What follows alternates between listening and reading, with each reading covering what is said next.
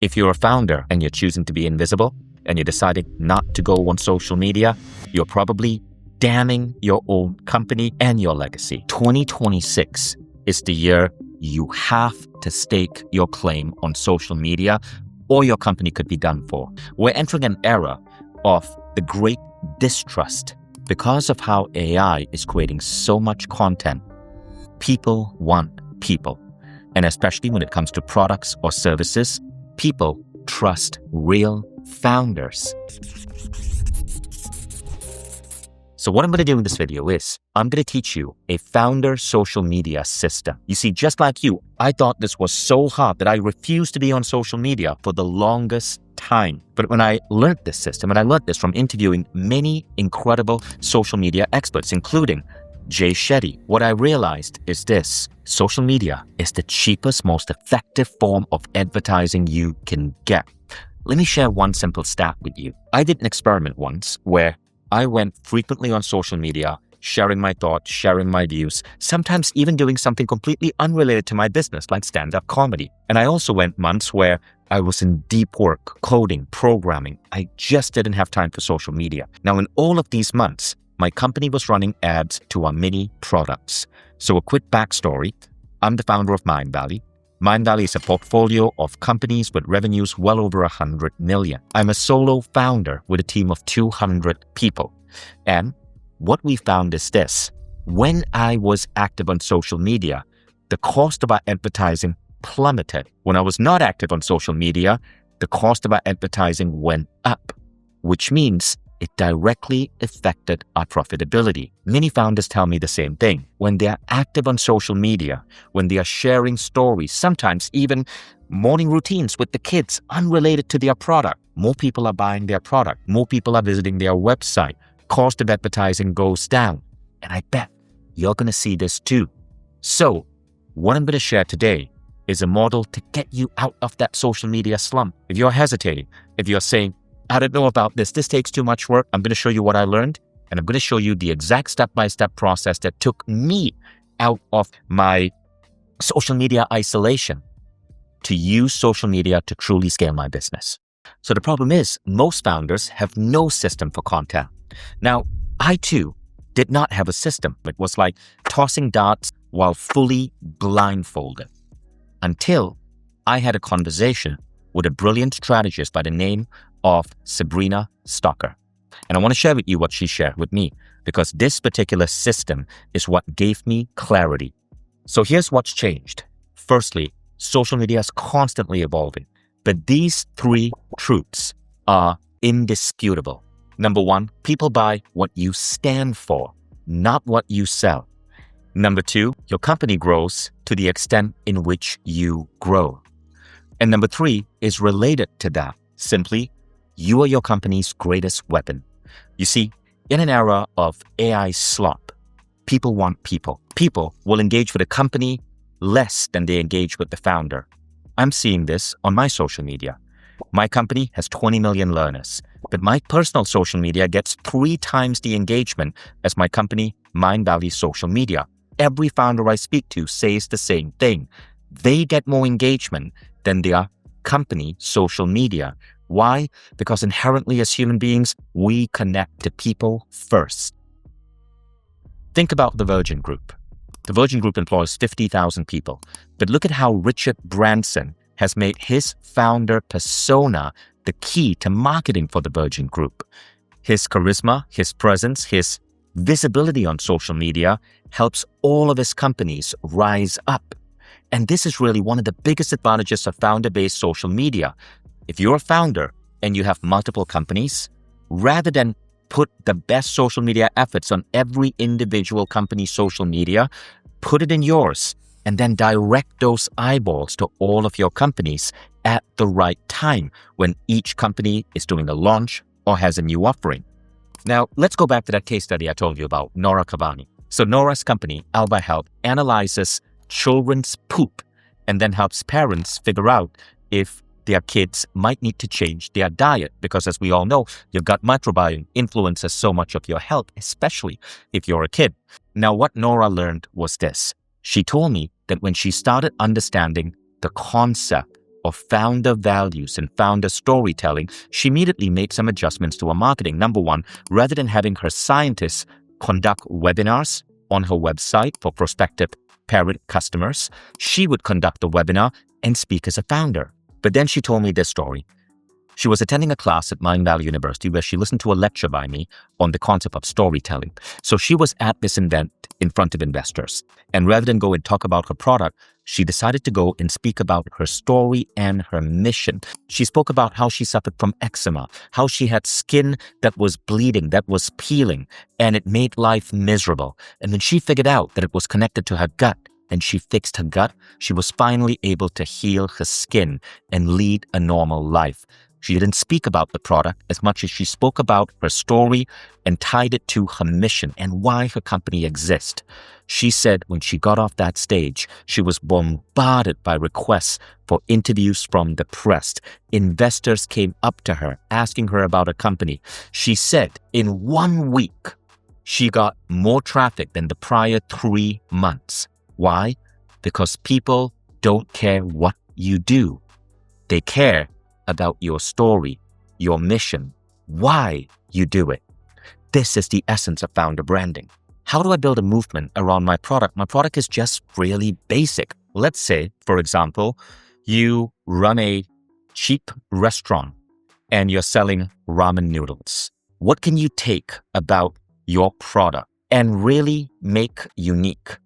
There's a reason you stepped into that business. And I can tell you this, founders don't do it for just money. Typically, there is an inner reason. They do it because they're deeply passionate about the product. They do it because they saw a flaw that they want to make better. They do it because there's a greater mission than the product itself. Now let's look at this ramen noodle shop. There was a guy called Alan, started a ramen noodle shop. And there were a couple of reasons he did this.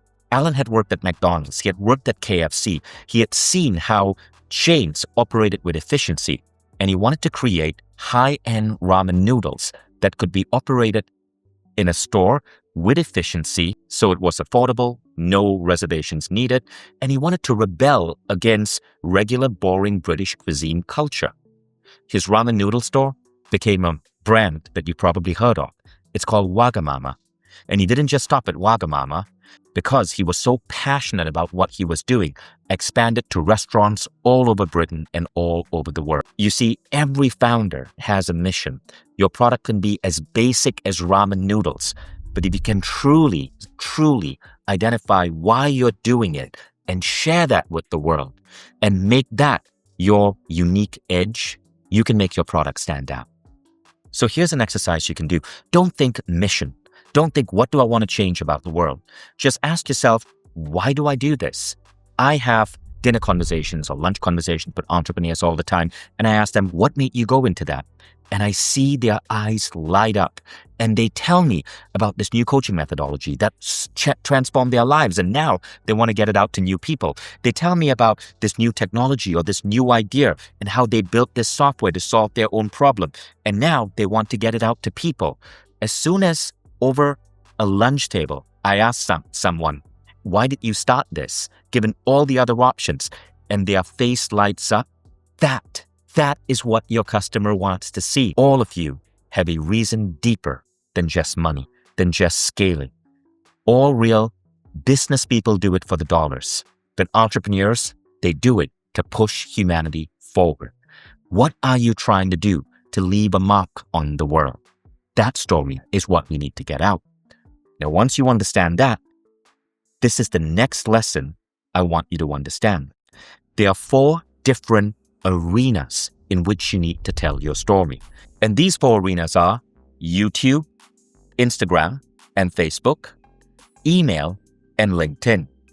Each arena, think of it as a different room. And in the room, you're having conversations with a different type of person in a different way. So YouTube is like a classroom. You educate, you share bold new ideas. It's like a really fun university lecture where you're engaging other students in a classroom. LinkedIn is a boardroom. It's a conference. You are sharing with other business people, with people who are reading new ideas at work. It's more formal. Leading with vulnerability can help. Text does better than video, but the way of sharing is different. Instagram and Facebook, it's sharing with entertainment. Basically, a camera pointed at you while it looks like you're being interviewed or are actually being interviewed. That's what works. It's entertainment. It's storytelling. And finally, the email newsletter. The email newsletter is your greatest list. It is the one where your super fans subscribe to and you own it. No gatekeepers. You don't have to wait for LinkedIn or YouTube or Instagram's algorithm to decide to make you visible. You click a button and you get to your subscriber. Email is your private sanctuary. Email are your closest customers and you get to communicate in your own style, in your way. Now, which platform should you focus on? Use the platform that you use most. If you are not on Instagram, LinkedIn, or YouTube, but you enjoy actually checking your inbox, start with email. If you're a big YouTube fan, use YouTube. If you love scrolling through Instagram, that's your platform. And if you're a LinkedIn user, especially a power user, LinkedIn is what you want to be on. Start with the platform that you use most. So you've gotten this far. You're now starting to understand the various platforms.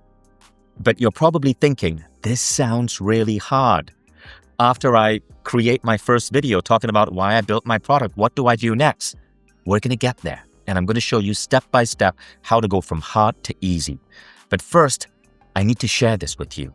This is one of the biggest reasons, and it's a fairly new reason, that you need to get on social media. You see, the way people buy products is rapidly shifting. And as we go into 2026, it's less about getting on Google and searching for a product. It's more about getting on Claude or getting on ChatGPT and asking an AI to recommend a product to you. Now, how does an AI recommend a product? Well, AIs are constantly scanning social media and the web.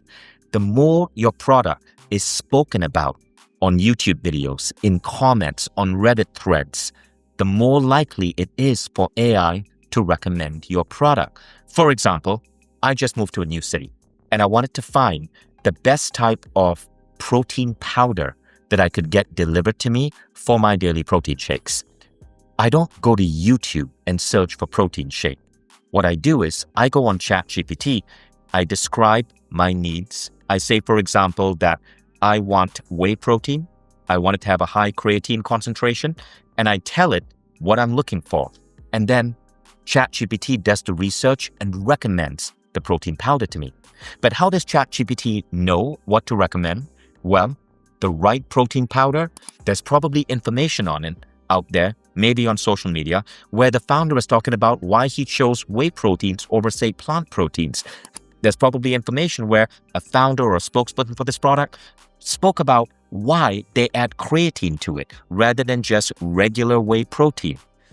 ChatGPT and other AI engines are understanding this, and thus they're able to recommend the product directly to me. So the more you share about every little nuance of your product, the more likely you're going to be recommended by AI. So here's how you can get started. I want you to try an experiment. Go to ChatGPT or your favorite AI and ask it if it knows you. If your name is Tom Jones and you run the company Widget Inc., go ask your favorite AI, who is Tom Jones, founder of Widget Inc., and see what the AI is able to pull up.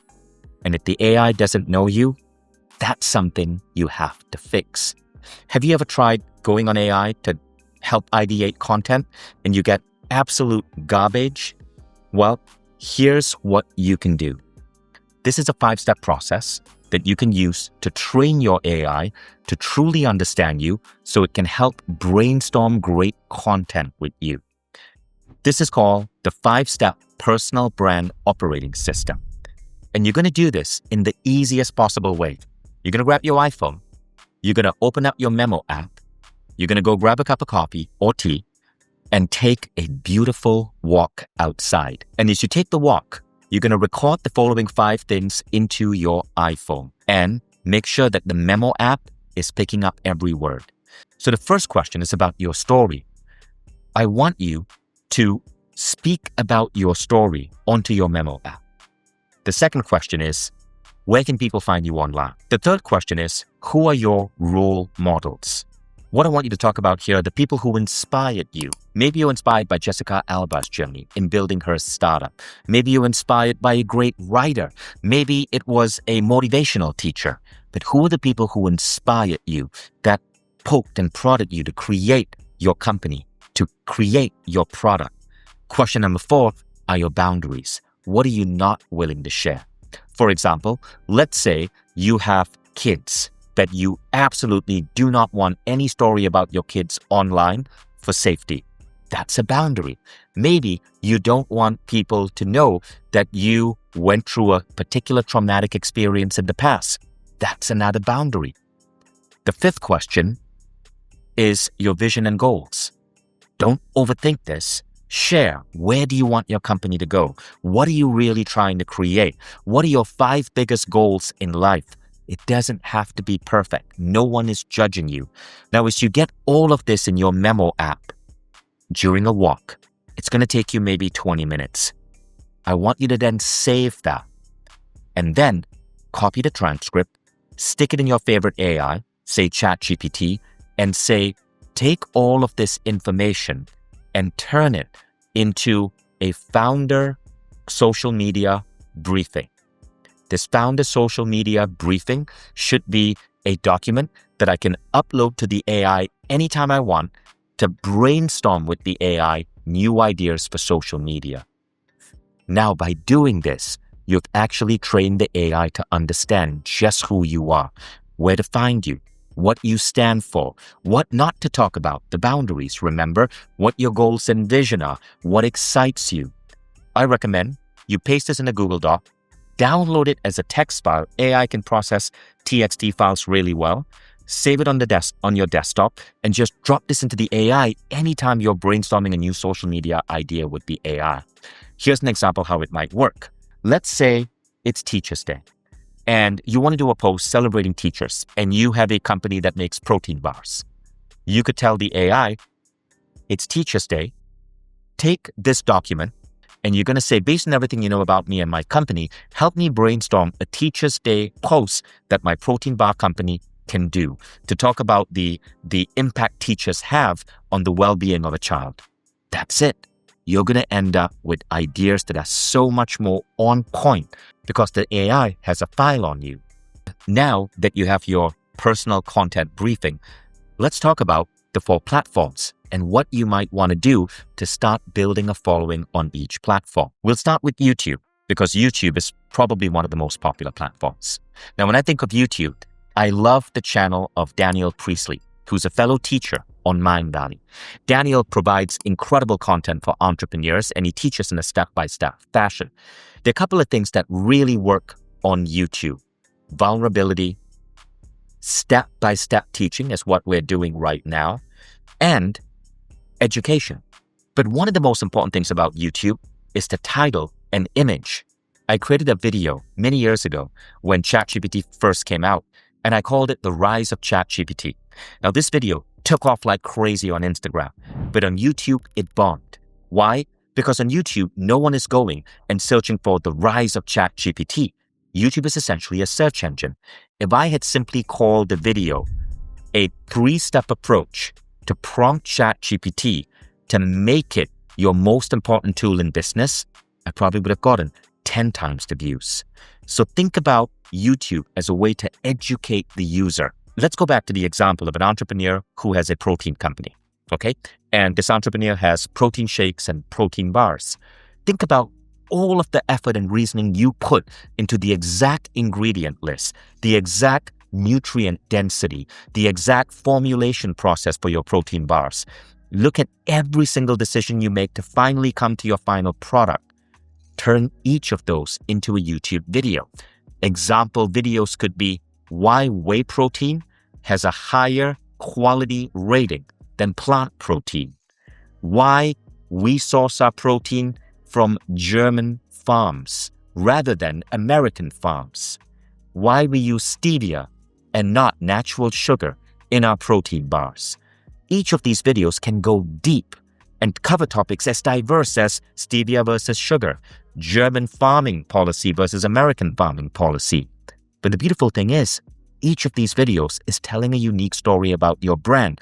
And these videos combined are also feeding search engines around the world. So with YouTube, what I want you to do is think of 10 videos that explain every little nuance about your product.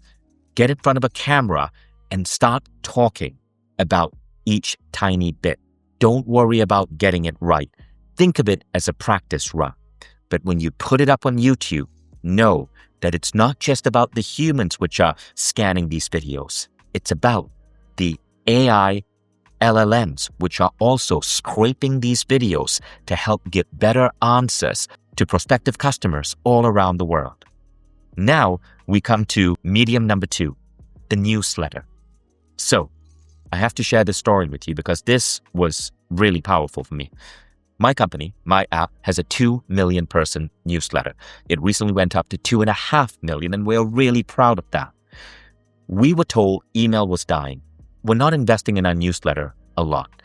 And in 2024, we found that our newsletter engagement had dropped by 38%. Now, this 38% drop in engagement had a direct hit on revenue because our newsletter essentially was training people on how to use our app. It would help people who had signed up for the free trial on our app want to go and get a paid subscription. So the newsletter gave useful tips, promos, offers to go from free to subscription. Now, that was a neat concept, but a 38% drop was horrendous. In late 2024, specifically December 5th, 2024, I decided to try an experiment. Rather than just have a newsletter that spoke about our product, I decided that every Tuesday, I was going to write an opinion piece to our list. And this would be a pure founder opinion piece. Sometimes I would talk about habits. Sometimes I would talk about parenting. Sometimes I would talk about global politics. The interesting thing was this. There was no one topic. I was doing this as an experiment. But at the end of 10 months, I noticed something wild. Revenue from our newsletter had fallen with engagement by 38%. But all of a sudden, 10 months later, revenue from our newsletter was up 44%. People were emailing me back to tell me how much they enjoyed the newsletter. And these opinion pieces were not selling anything. They were simply me sharing, writing that I wanted to get out to the world. They took 2 to 3 hours to write each week. But each of those opinion pieces, I calculated, brought in $60,000 to $70,000 in revenue in subsequent sales from people who stayed on my newsletter and then might end up reading a promo piece several days later. How fascinating is that? And they say email is dead. So email writing is actually one of the most interesting things. It gets people to understand you as a founder. In all dimensions, you're not limited to just your subject. Talk about what's going on in your life. Talk about geopolitics if you need to. Share your activism. Share any story you want. I remember reading a crazy story about email by one of the greatest email teachers out there. His name is Andre Chaperon. And Andre was talking about in this lecture how a particular email had an incredible impact on sales. And he said this, he did not pitch the product in his email. His entire email, it turned out, was about him being stuck in an airport in Korea and finding the most incredible Korean ramen joint. The entire email was about ramen. And just in the PS line, he wrote, and by the way, here's a special offer on my product. Incredible boost in sales. Isn't that fascinating? So you don't have to be the best marketer. With email, you have to be willing to share stories and write in a way that engages people. And by the way, with ChatGPT, all of us have an ally that can help us write better. All you have to do is ensure that you have a book of stories. I have a list of 200 stories on my computer, and I pull up the right story at the right time, feed it into ChatGPT, and work with ChatGPT to create a compelling newsletter. ChatGPT isn't coming up with garbage because it's my actual story, my actual insight, my actual emotion. ChatGPT just does the annoying job of editorial work to make it easier for me to get this newsletter out. So that's medium number 2. Now we go on to Instagram. So Instagram is where you can share your goofy self as a founder. I love Instagram. I love sharing funny stories with my kids. Sometimes I'd have my then 10-year-old pick up the phone and film me as I explain my product. And it was pure entertainment because my 10-year-old, she's so adorably cute. She'd make mistakes, but the audience loved it. You know, I was organizing a summit, an online summit on education, and the video that beat every other video on Instagram, every other video, we had, 2 or 3 people filming. We had incredible special effects, incredible editing. Turns out no one really can. The video of my 10-year-old filming me and me joking that I put all of our budget into a quality product and thus had no budget for filmmakers, that 4x'd every other video. Instagram is about being real. It's about being natural. And especially right now in the age of AI, where you can use AI tools to auto-generate a clone of yourself, people want realness. So with Instagram, use a selfie. With Instagram, just be real. Be silly. Be yourself. Don't worry about how messy your hair is or if you mumble a couple of words. Instagram is about realness. And as a founder, it is an incredible way to be real to your followers. And now we come to the final medium, which is LinkedIn. What I found really works on LinkedIn is vulnerability, not bragging, but vulnerability. For example, let's say I wanted to talk about the fact that our company hires incredible talent from 60 countries. I wouldn't start with, here's our secret to hiring incredible talent from 60 countries. I would start in the following way. When I first started my company, hiring was so hard because I was operating from the back of a warehouse that my father ran in Malaysia. That was my office. I remember the first person who came to interview with me. He was a programmer. I ushered him through the warehouse, through boxes and boxes and boxes, because my father ran a shipping company, to a back room where he was supposed to work on a tiny computer next to me to code our first product. He walked out of the interview 5 minutes later, telling me there was no way he was going to accept this job. That was how hard it was. But this is what I learned. So you see, I start with vulnerability. What really connects is realness and vulnerability. So don't talk about your successes. Start with talking about your failure and then rise up to your success. So now you have quick and easy formulas for YouTube, for email, for Instagram, and for LinkedIn. For LinkedIn, you don't want to start here. You want to start at the bottom and then talk about what you learned and how you came out of that vulnerable, icky position. So now you have quick and easy formulas for YouTube, for email, for Instagram, for LinkedIn, and you understand how to use your phone to dictate a founder brand story that you can drop into your AI to help your AI create great content. The next step is this. As you're working with your AI, let your AI know what medium you're focused on. AI will generate a YouTube video differently from how it generates an Instagram reel or an email. But because you've answered those 5 founding questions and you have your founder blueprint, the accuracy of your AI content is going to be a lot better. Now, as you start creating content, this is what I suggest to be a founding playbook that you can rinse and repeat every week. Start with one platform, the platform you use most. Is it YouTube? Is it email? Create one long-form video. Once you have that one long-form video, repurpose that across other platforms. You can take your YouTube script, put it in ChatGPT, and again, with your founder branding document, you could say, turn this into a LinkedIn script, or turn this into an Instagram reel, or turn this into an email newsletter. Number 4, be transparent. Be real. This actually takes so much weight off your shoulders because mistakes are okay. A bad camera angle is okay. Poor lighting, absolutely okay. Start small, start sucky. And it turns out people actually respect you more for that vulnerability.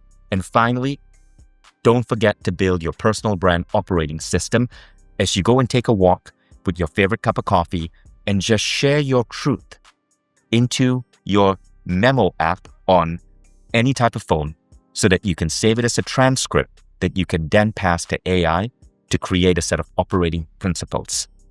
When you put all of this together, you can easily get started with founder social media and start getting more eyeballs, more traffic, and more people interested in your product.